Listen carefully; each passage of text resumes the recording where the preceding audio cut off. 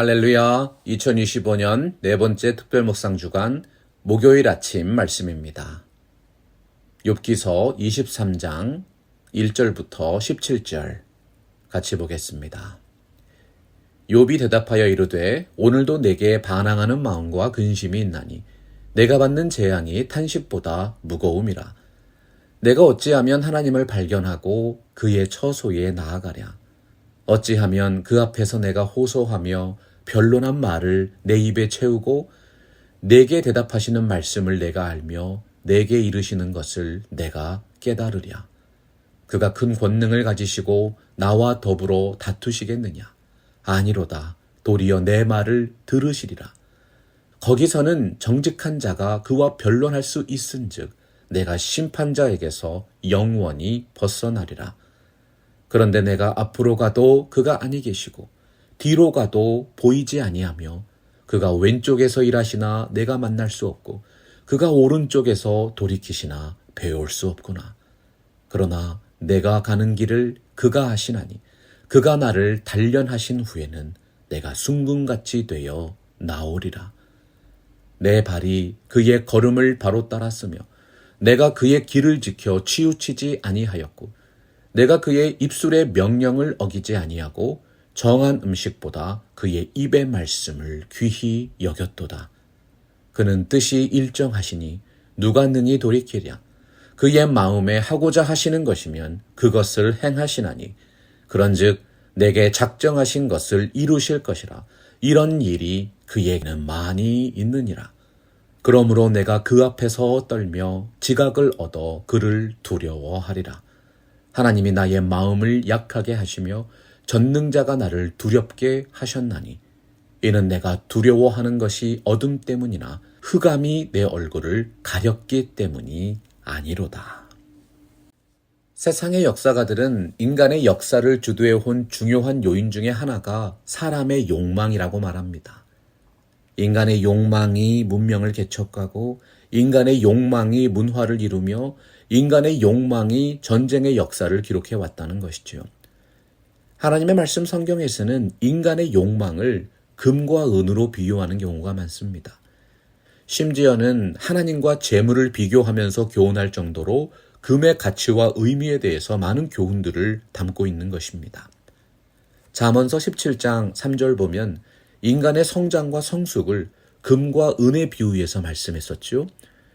도가니는 은을, 풀무는 금을 연단하거니와 여호와는 마음을 연단하시느니라. 은이나 금은 소중하고 값어치 있는 것입니다. 그러나 그 금과 은을 소유하고 있는 원석에는 많은 불순물이 함께 포함되어 있습니다. 아무리 좋은 원석을 캐내도 그 원석을 깨고 물로 씻고 불로 녹여서 정금처럼 정제하지 않으면 귀한 가치를 이룰 수 없습니다. 예수님을 만난 사람은 그리스도의 피로 온전히 속죄받은 사람들입니다. 그러나 그것은 아직 시작에 불과합니다. 금과 은이 들어있는 원석과 같은 상태입니다. 금이 들어있는 원석이 새롭게 구원받은 그리스도인들의 신앙과 삶이라면 원석에 포함되어 있는 불순물은 아직도 우리에게 남아있는 옛사람의 품성과 습관인 것입니다. 그래서 하나님은 우리들을 정금과 같은 인생으로 연단하기를 원하십니다. 히브리서 5장 14절에서 말씀했습니다. 장성한 사람은 연단을 받아서 선악을 분별하는 사람이다. 하나님의 말씀과 은혜 안에서 날마다 더욱 새로워지는 영적 성장과 성숙의 열매가 가득하시기를 주님의 이름으로 축복합니다. 오늘 말씀은 엘리바스의 충고와 책망에 대한 욥의 세 번째 답변입니다. 욥이 대답하여 이르되 오늘도 내게 반항하는 마음과 근심이 있나니 내가 받는 재앙이 탄식보다 무거움이라. 욥은 자신에게는 아무런 죄가 없는데 어찌하여 이런 큰 재앙이 자신에게 임했는가? 하나님께 계속해서 질문합니다. 반항하는 마음이라는 것은 혹독히 원망한다는 뜻입니다. 얼마나 힘들었으면 그랬겠어요. 욥은 자신이 당하고 있는 재앙에 대해서 무조건 하나님을 믿는다는 식의 표면적인 모습을 지킬 만한 상황이 아니었습니다. 하나님께 자신의 마음을 상사히 아뢰고 전능하신 이의 응답을 기다렸던 것이지요. 욥의 세 친구가 그를 정죄하면서 비판했던 비난의 근거를 생각해 보십시오. 욥도 그것이 궁금하지 않았겠습니까? 무엇을 그렇게 잘못했을까? 다른 사람들에게 무슨 피해를 끼쳤을까? 하나님께서 보시기에 이렇게 큰 고난과 환난을 징계로 받을 만한 잘못을 저질렀는가?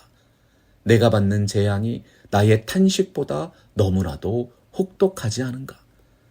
하나님의 사람 욥은 이제 더 이상은 친구들의 비난과 정죄에 대해서 상관하지 않았습니다. 분명하게 확인했던 것이죠. 저들도 내가 받는 고난의 진짜 원인이 무엇인지 전혀 알지 못하는구나. 이 고통과 환난을 거두어 주실 수 있는 분은 오직 한 분 창조주 하나님이시다. 인간의 사상이 끝이 나는 곳에서 하나님의 생각이 시작된다고 했습니다. 욥은 사람들이 아니라 오직 하나님께 자신의 모든 사정을 더욱 간절하게 아뢰기 시작합니다. 하나님 만나기를 원합니다. 하나님과 교제하기를 원합니다. 하나님 말씀하여 주시옵소서. 오늘 말씀 3절에서 6절입니다.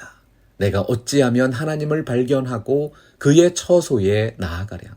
어찌하면 그 앞에서 내가 호소하며 변론한 말을 내 입에 채우고 내게 대답하시는 말씀을 내가 알며 내게 이르는 것을 내가 깨달으랴.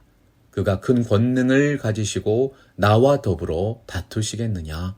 아니로다. 도리어 내 말을 들으시리라. 신앙은 하나님과의 인격적인 관계입니다. 하나님과의 만남을 이토록 사모하는 마음으로 예배에 참여하면 충만한 은혜를 주십니다.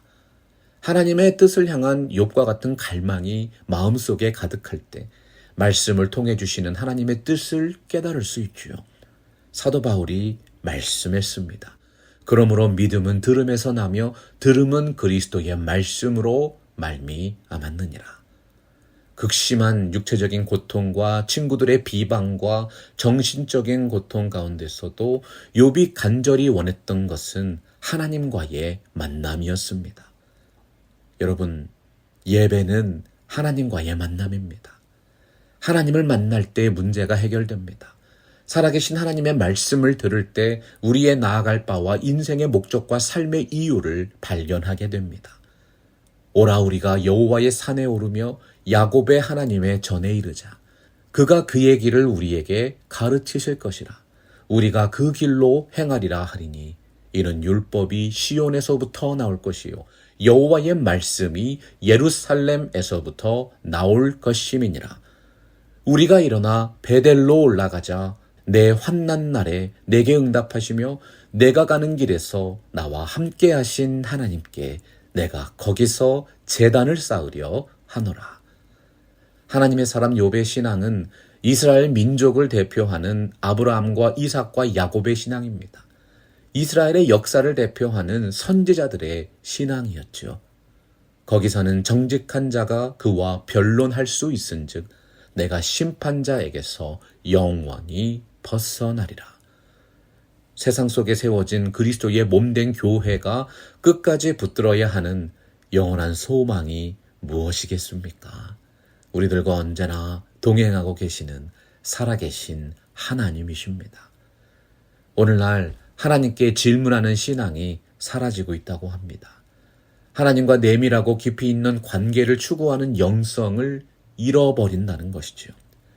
영적인 것보다는 인간적인 것을 통해서 더 큰 위로를 받고 교회보다는 자신의 삶의 현장이 인생의 중심이 되어버렸습니다. 신실한 믿음의 세대가 추구했던 교회의 가치는 하나님 중심, 말씀 중심, 교회 중심의 신앙이었습니다. 하나님은 영이시니 영과 진리로 예배할지니라. 성도들의 삶의 현장에서도 영적인 예배를 드릴 수 있다는 복음의 축복이 오히려 하나님과의 공적인 만남인 공적 예배의 처소를 등한시하게 되는 빌미가 되었습니다. 공적인 예배와 개인의 경건 생활에 충실하지 않는 성도가 어떻게 삶의 현장에서 하나님과 생생하게 동행할 수 있겠어요? 자신이 경험하고 있는 삶의 현실 속에서 욥은 하나님을 찾았습니다. 하나님께 질문했습니다. 하나님을 신뢰했습니다. 이 시대가 요구하는 진정한 신앙인 욥의 고백을 들어보십시오. 그러나 내가 가는 길을 그가 아시나니 그가 나를 단련하신 후에는 내가 순금같이 되어 나오리라. 우리들의 삶의 현실 속에서 함께 동행하시는 하나님께서 연단하시기에 우리의 신앙이 영향력 있게 성장하고 성숙하는 것입니다. 욥의 신앙의 성숙함과 신앙 인격은 유교 시대의 선비들이 말하는 조용한 성품이나 예법이 아닙니다. 욥의 인격은 착하고 의롭고 정직했습니다. 무엇보다 욥은 자신의 삶과 감정과 믿음에 대해서 진실했습니다. 그는 친구들과 대화하면서 항변했고 잘못된 것과 받아들이기 어려운 부분에 대해서 진솔하게 자신의 마음을 토로할 수 있는 겸손함이 있었습니다. 심지어는 하나님을 향해서도 진지하게 삶의 문제들을 하나하나 질문하는 참으로 경건한 사람이었지요. 욥의 신앙과 인격이 정말로 아름다운 이유가 무엇입니까? 8절과 9절입니다. 그런데 내가 앞으로 가도 그가 아니 계시고 뒤로 가도 보이지 아니하며 그가 왼쪽에서 일하시나 내가 만날 수 없고 그가 오른쪽으로 돌이키시나 배울 수 없구나. 10절 다시 말씀드립니다. 그러나 내가 가는 길을 그가 아시나니 그가 나를 단련하신 후에는 내가 순금같이 되어 나오리라. 욥은 하나님께서 자신의 기도를 외면치 아니하시고 반드시 들으실 것이라고 확신했습니다. 눈에 보이고 손에 잡히는 인간관계가 아니라 눈에는 보이지 않고 손에는 잡히지 않지만 언제나 자신과 가장 가까이서 동행하고 계시는 하나님을 믿었던 것입니다. 하나님께서 이 일의 증인이 되어주시고 재판장이 되어주신다는 강한 믿음, 그 믿음으로 고난 가운데에서도 신실하게 허락하신 삶을 감당했던 것이지요. 언제 어디서나 하나님의 임재를 체험하는 이 신앙을 코람데오, 하나님 앞에서 살아가는 신앙이라고 말합니다. 11절에서 14절 보십시오. 내 발이 그의 걸음을 바로 따랐으며 내가 그의 길을 지켜 치우치지 아니하였고 내가 그의 입술의 명령을 어기지 아니하고 정한 음식보다 그의 입의 말씀을 귀히 여겼도다. 그는 뜻이 일정하시니 누가 능히 돌이키랴. 그의 마음에 하고자 하시는 것이면 그것을 행하시나니 그런즉 내게 작정하신 것을 이루실 것이라. 이런 일이 그에게 많이 있느니라. 욥이 이처럼 확신했던 것은 하나님과 사람 앞에서 그가 할 수 있는 대로 정직하고 의로운 삶을 살았기 때문입니다. 모든 착함과 의로움과 정직함은 사람의 마음 속으로만 품고 있는 개념이나 철학이 아니지요. 도저히 착해지기 어려운 상황 속에서도 그리스도인이니까 악을 악으로 갚지 않습니다. 불의와 거짓과 술수와 악행을 일삼는 악인들의 무리 속에서도 의로움을 지켜냅니다. 고난과 역경과 어려움이 있어도 그것이 하나님이 원하시는 길이기 때문에 믿음으로 걸어가는 정직함이 성경이 말씀하는 인격인 것입니다. 여러분, 욥처럼 착하고 의롭고 정직한 성도가 되십시오. 환난 날에도 귀한 신앙을 지켜낼 수 있는 삶의 비결이 무엇인가? 그러므로 내가 그 앞에서 떨며 지각을 얻어 그를 두려워하리라. 하나님이 나의 마음을 약하게 하시며 전능자가 나를 두렵게 하셨나니 이는 내가 두려워하는 것이 어둠 때문이나 흑암이 내 얼굴을 가렸기 때문이 아니로다. 욥은 하나님을 두려워하는 사람이었습니다. 하나님을 경외하고 그의 말씀에 순종하는 사람이었습니다. 욥은 자신이 겪는 고난에는 반드시 끝이 있으며 좋은 결말이 이루어질 것이라는 확신이 있었습니다. 하나님께서 작정하신 것은 반드시 이루어집니다. 인간이 대항할 수 없는 하나님의 주권을 인정하는 것이 우리에게 얼마나 큰 위로와 힘이 되는지요. 세상은 시대에 따라서 새로운 원칙을 만들고 사람은 상황에 따라서 자신의 입장을 바꿉니다. 그러나 우리들의 신앙은 어제나 오늘이나 영원토록 변하지 않는 하나님께 근거하고 있습니다. 또 사람에게 말씀하셨도다. 보라, 주를 경외함이 지혜요 악을 떠남이 명철이니라. 욥과 함께 하신 그 좋으신 하나님께서 여러분 한 분 한 분의 인생길을 다 알고 계십니다. 흔들리지 않는 한결같은 신앙으로 끝까지 이 믿음의 경주를 완주하셔서 잘하였도다, 착하고 충성된 종아, 큰 칭찬과 상급을 받으시는 참으로 복된 성도가 되시기를 예수 그리스도의 이름으로 축원합니다. 말씀 앞에서 경외함으로 주께 홀로 섭니다. 생명의 말씀 읽고 순종해